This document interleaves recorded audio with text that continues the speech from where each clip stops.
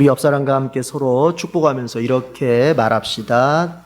따라서 해볼까요? 주님은 교회를 통해서 기쁨과 평화와 위로를 주십니다.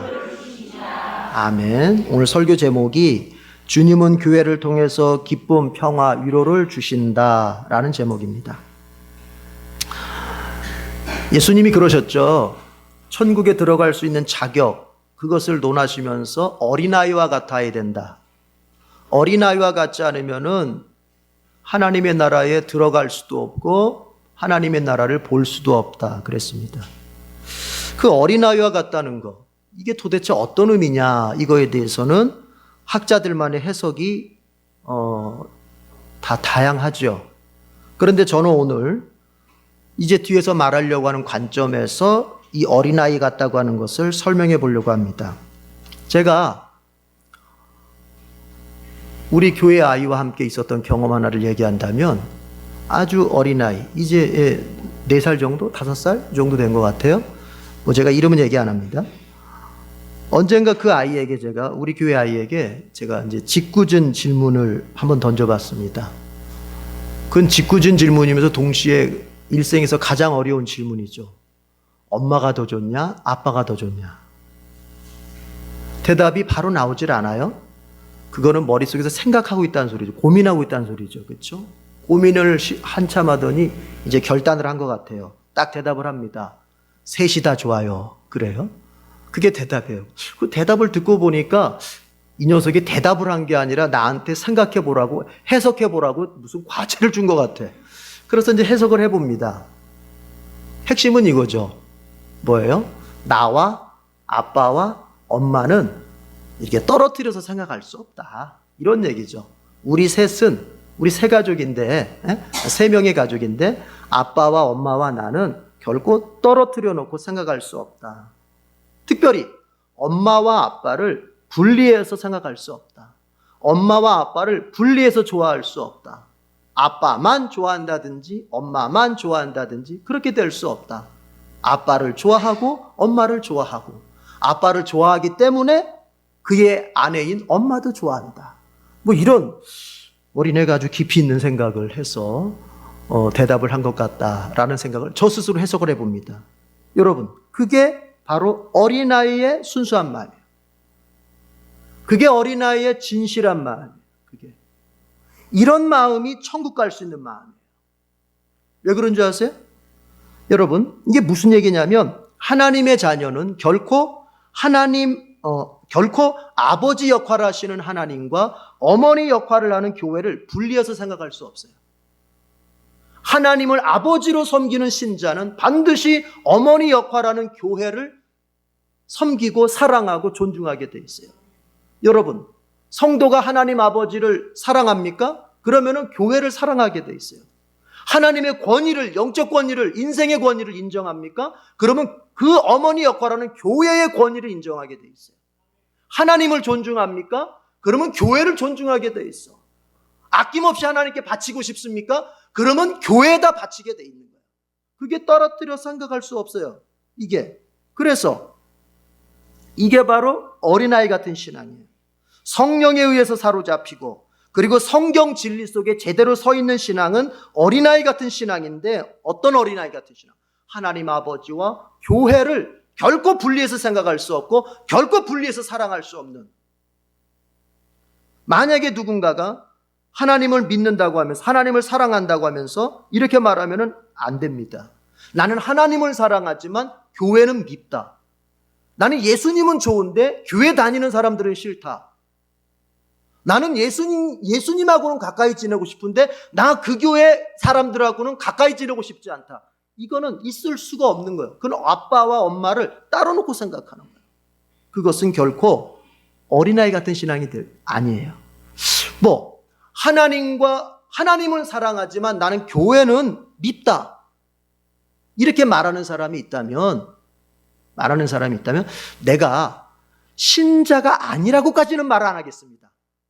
구원받은 신자가 아니라고까지는 말은 안 하겠습니다. 그러나 그 사람이 제대로 된 신자가 아닌 건 분명합니다.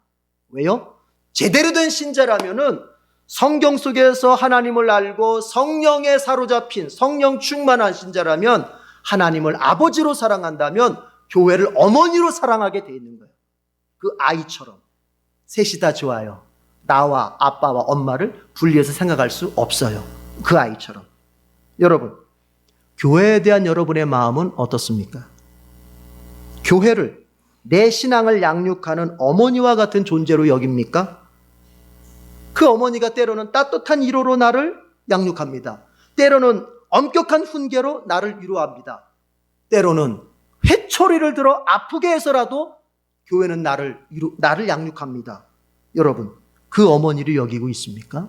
아니면 나의 소비 욕망을 위해서 이용하는 마트나 백화점을 이용하듯이 교회를 그렇게 생각하고 있습니까?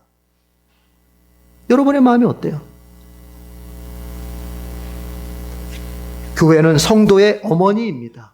성도는 교회의 양육 안에서만 그 믿음과 삶이 제대로 클 수 있습니다.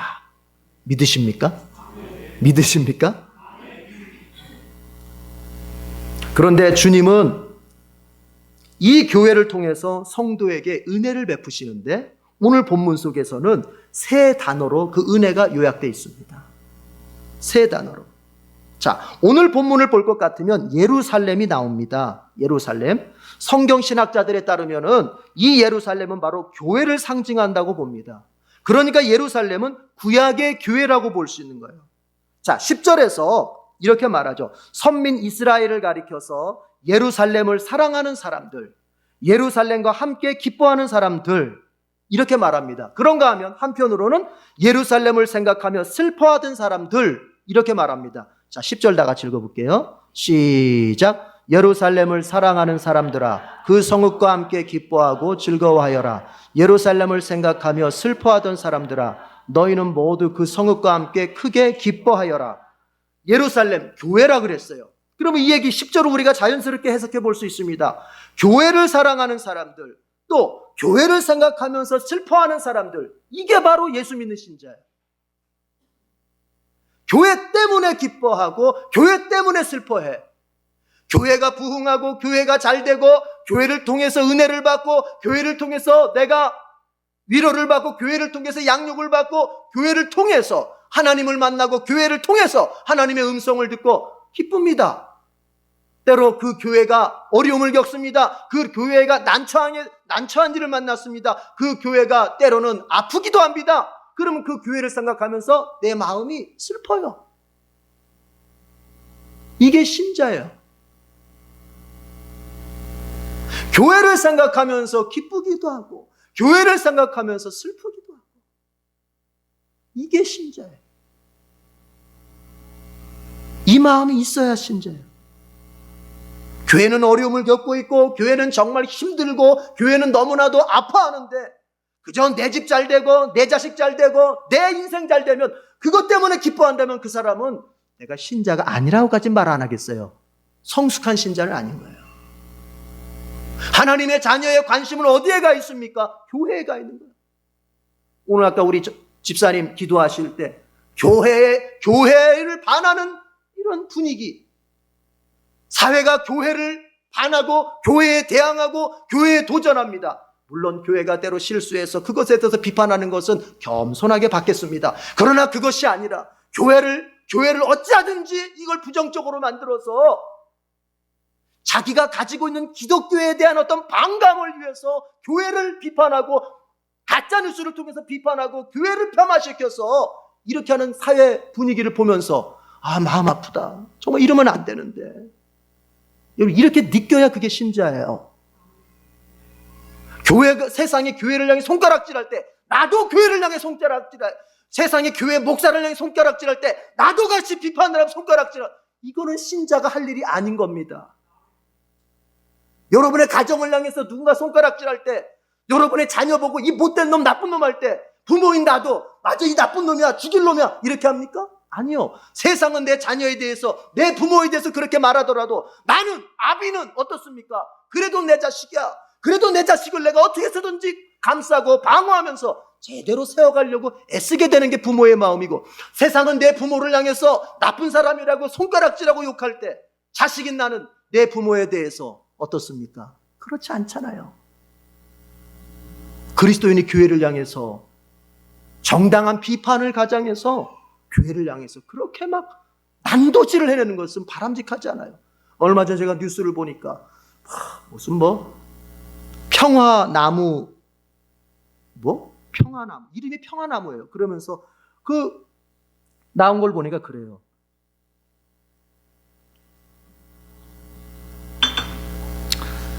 그 단체를 설립했는데 그 단체가 하려고 하는 게 뭐냐면은 대형 교회의 목사들의 설교를 팩트 체크해가지고 대형 교회 목사들의 설교가 무슨 근거가 잘못됐다든지 간증 그리고 무슨 예화 같은 게 사실과 다르다 이런 걸 팩트 체크해가지고 폭로해 버리겠다는 거예요.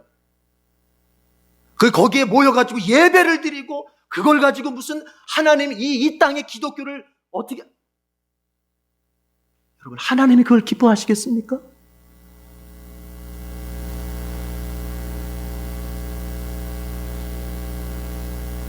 그렇게 하는 게 아니에요. 그 만든 사람을 제가 알아요. 김용민이라는 사람. 극동방송에서 쫓겨나가지고 교회에 대해서 반감 가지고 있는 사람. 그 아버지는 작은 교회 목사고. 그러니까 평생에 큰 교회에 대한 원망이 가득한 거야. 그러면 안 되는 겁니다. 나의 가난함을, 나의 한계를 다른 사람을 공격하면서 풀어대고 나보다 잘됐다고 생각하는 사람들은 막 난도질하면서 그 기분을 해소하고 이건 바람직하지 않아요. 조금은 다른 얘기 같지만 여러분 교회가 그렇게 자꾸 세상으로부터 뭔가 이렇게 자꾸 어려움 당하고 교회가 세상으로부터 이렇게 할 때 우리는 어때야 돼요? 교회를 위해서 우리가 기도할 줄 알아야 돼요. 교회를 위해서 마음 아파하면서 물론 맞습니다. 교회 안에 나쁜 것들이 있죠.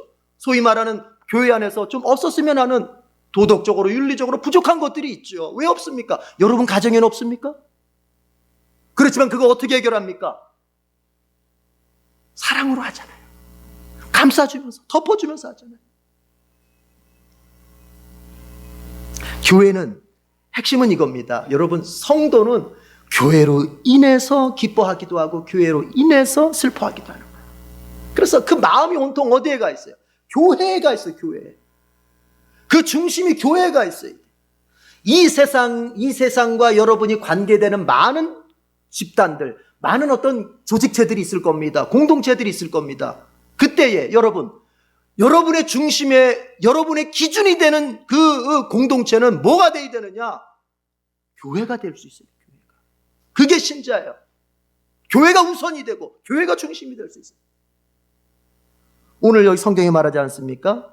이스라엘 백성을, 선민 이스라엘 백성을 딱 표현할 때 뭐라고 말합니까?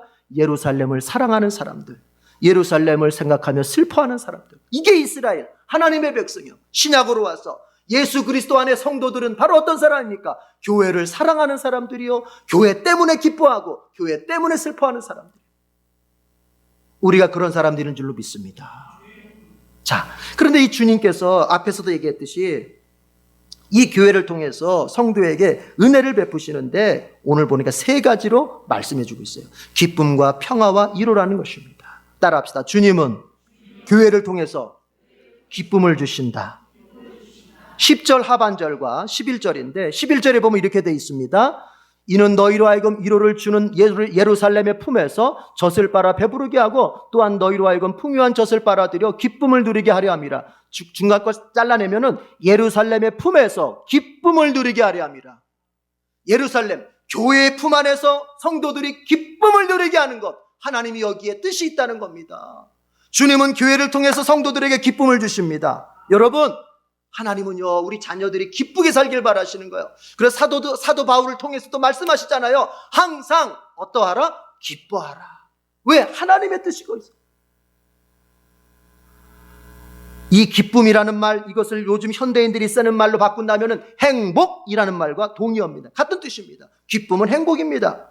여러분, 이 세상에는 여러 종류의 기쁨이 있습니다. 여러 종류의 행복이 있습니다. 그래서 이런 속담도 있죠. 하루가 행복해지려면 이발소를 가라. 일주일이 행복해지고 싶으면 차를 사라. 한 달이 행복해지고 싶거든 결혼을 해라. 그러니까 결혼은 한 달밖에 안 기쁜가 봐요. 응? 한 달밖에. 또 1년이 행복해지고 싶거든 집을 사라. 이렇게 말을 합니다. 자, 그런데 이런 기쁨들의 특징이 뭡니까? 여러분, 잠시 유한한 거예요. 유한한 거예요. 그리고 뭐예요? 환경의 영향을 받는 기쁨이에요.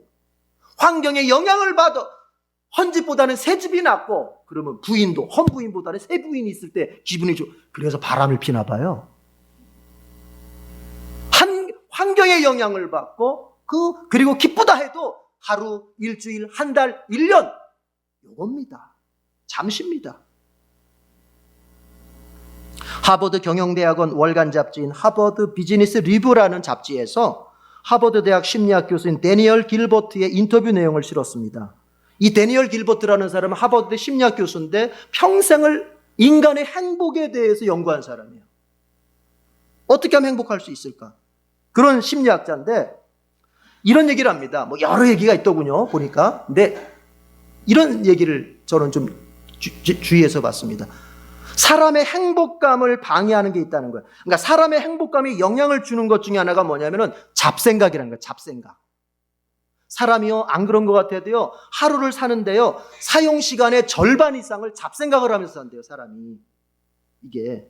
그래서 이 잡생각을 하는데 이 잡생각이 기분을 우울하게 만들어버린대요. 그러면 행복감이 뚝 떨어진다는 거 아닙니까? 부정적인 잡생각이 행복감을 떨어뜨리고 우울감을 만드는 건 당연하죠. 그렇죠? 부정적이니까. 그런데 부정적이지도 않고 긍정적이지도 않은 중립적인 생각들도 있잖아요. 나쁘지도 않고 좋지도 않은 뭔가 사무적인. 그런데 그런 중립적인 잡생각조차도 이 사람의 마음을 우울하게 만들고 행복감을 떨어뜨린대요. 그러면 긍정적인 잡생각은 뭐냐? 여러분, 긍정적이더라도요, 잡생각은요, 그 사람에게 아무런 영향을 주지 못해요. 긍정적이면 되게 좋은 영향을 줘야 되지 않습니까? 그런데 긍정적인 잡생각은 그 사람을 행복하게도 만들지도 않고 그 사람을 우울하게도 그러니까 아무런 영향이 없다는 거예요. 어쨌든 이겁니다. 잡생각은 안 좋은 거예요. 근데 사람의 그 시간 사용의 60% 이상을 잡생각으로 쓴다는 겁니다. 잡생각. 그런데요, 이 잡생각이 덜 나타날 때가 있어요. 덜 나타날 때가. 그때가 언제냐? 사람이 육체적 활동을 할 때예요. 육체적으로 활동할 때. 이때는 잡생각이 들어온다는 겁니다. 그래서 그 사람이 예를 들었어요. 보니까 출퇴근할 때, 출퇴근하게 지하철 타고 뭐 이러다 보면 이때는 잡생각을 60%밖에 안 한대요. 100% 중에서 60% 하는 거예요.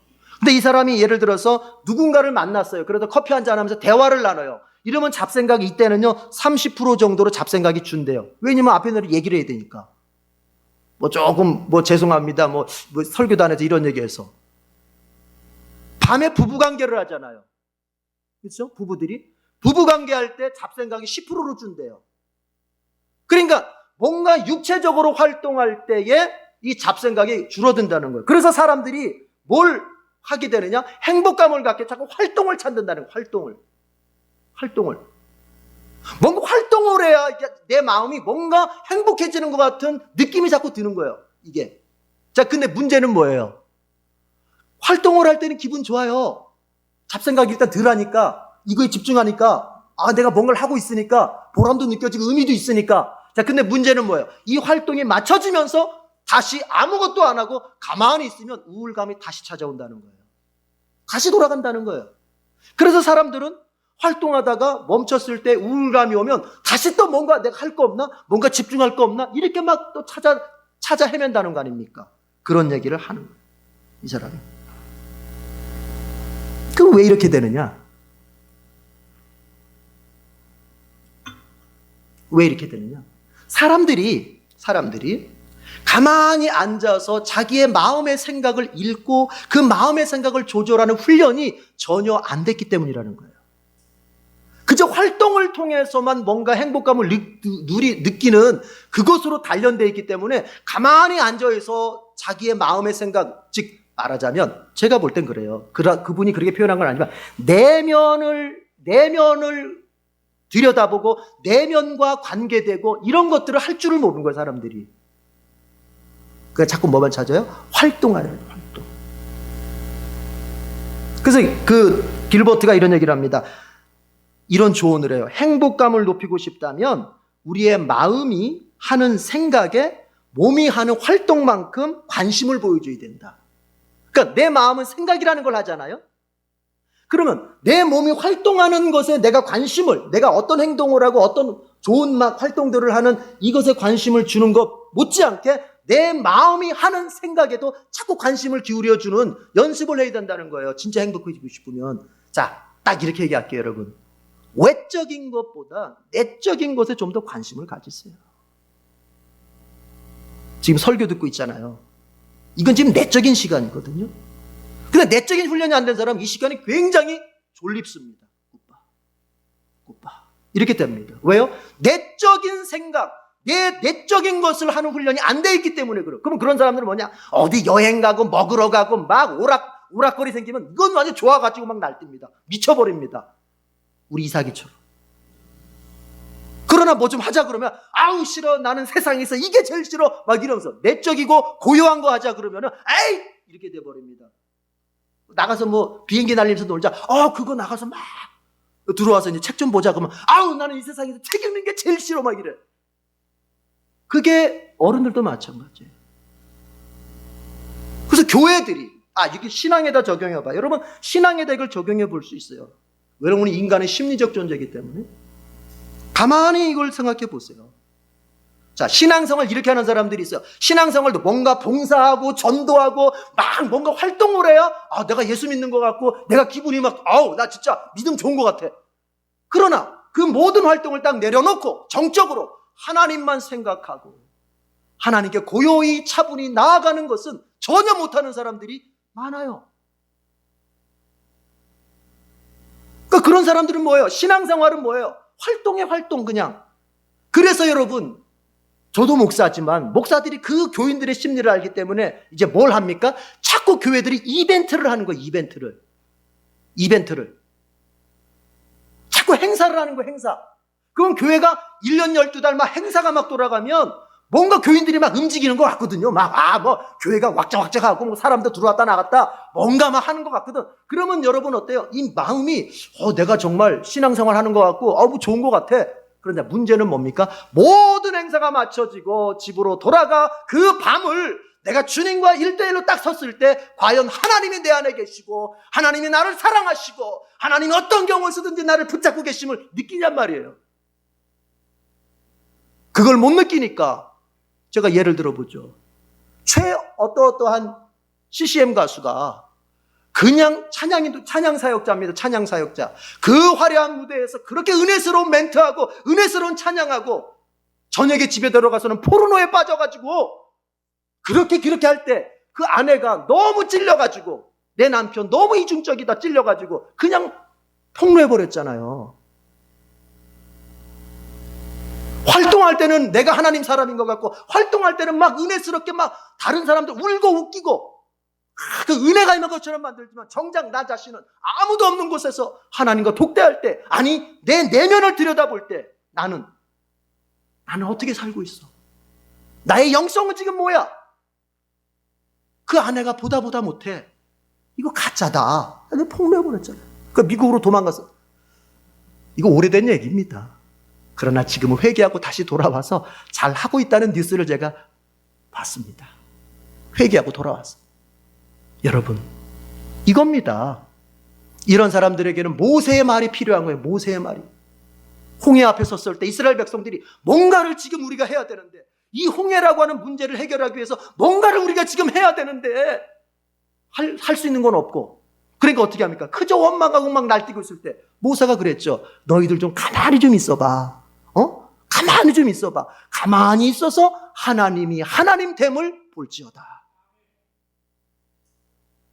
여러분 활동이 내 신앙인 것처럼 착각하면 안 됩니다.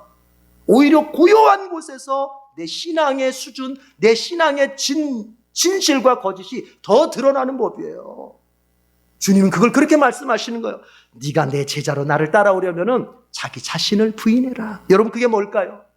자기 자신을 부인하기 제일 어려운 곳이 어딜까요? 자기 자신을 부인하는데 제일 어려운 곳이 어딜까요? 활동하는 곳일까요? 아니요. 말했잖아요. 찬양 사역자가 모든 사람과 활동하는 그 자리에서는 내가 얼마나 거룩한 사람이고 은혜로운 사람인가를 나는 보여줄 수 있었어요. 그러나 나를 부인하기 제일 어려운 자리가 어딥니까? 나 홀로 있는 자리요. 골방의 자리입니다. 아무도 보는 눈이 없고 하나님만이 나를 보시는 그 자리에서 나는 나를 부인하고 내 욕망을 부인하고 기껏 하나님 앞에서 내가 회개하고 이럴 수 있느냐 말이에요. 그거거든요. 내적인 것. 내적인 것. 그런데요, 심리학자들은 이런 얘기도 합니다.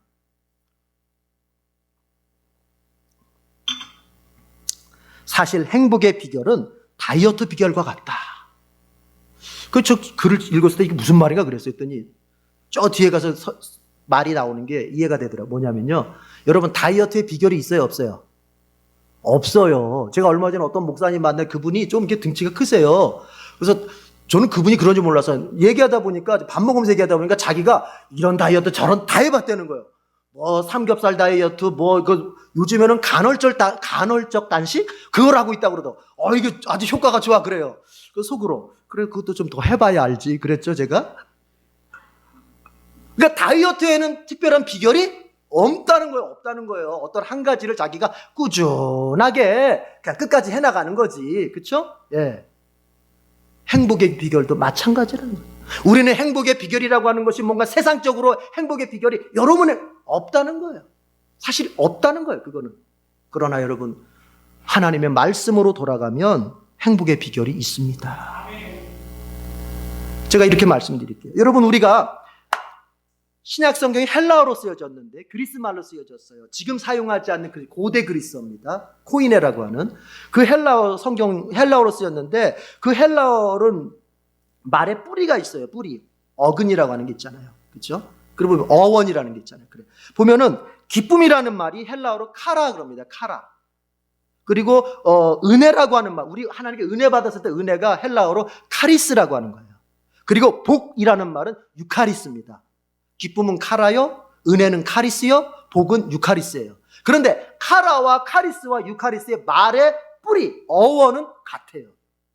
그러니까 한 말에서 기쁨도 나오고 카라도 나오고 카리스도 나왔고 유카리스도 나왔던 거예요. 기쁨도 나오고 은혜도 나왔고 뭐예요? 복도 나왔던 거예요. 그럼 뭐예요, 여러분? 우리가 기쁨 어느 때 행복할 수 있어요? 하나님의 은혜 속에 살 때 행복할 수 있는 거예요. 하나님의 은혜 속에 살면서 하나님이 공급하시는 복을 받을 때 행복할 수 있는 거예요.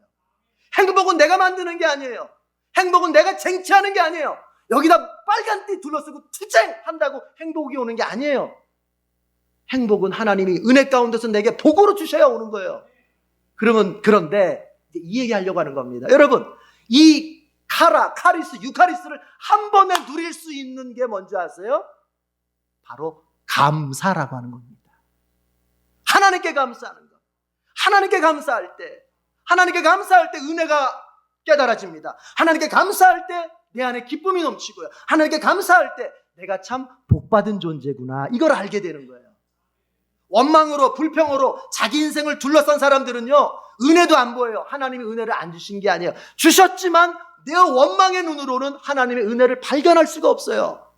그 마치 장님이 다이아몬드 찾는 거하고 똑같은 거예요. 볼 수가 없어요.